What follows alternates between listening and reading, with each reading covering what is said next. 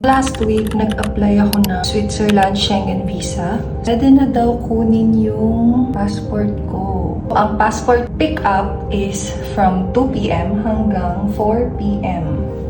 Mabilis lang ang process sa Switzerland. Monday, Tuesday, Wednesday. 3 working days. So, yan. Oh my God. Sana pasado ako. Hello.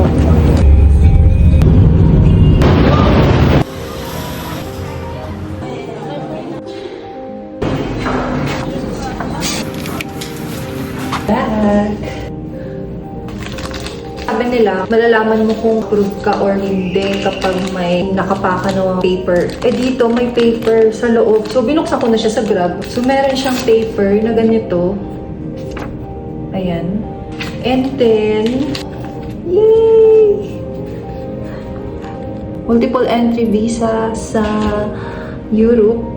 So, ang binigay lang nila sa akin is yung dineclare ko lang sa requirements ko. Oh my God!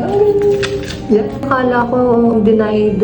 Pag may paper, nakasama yung passport mo, nandun daw yung reason for denial ng visa, and then kung ano yung mga requirements na kailangan mong ulitin. Parang ganun. Pero ito parang notes lang nila.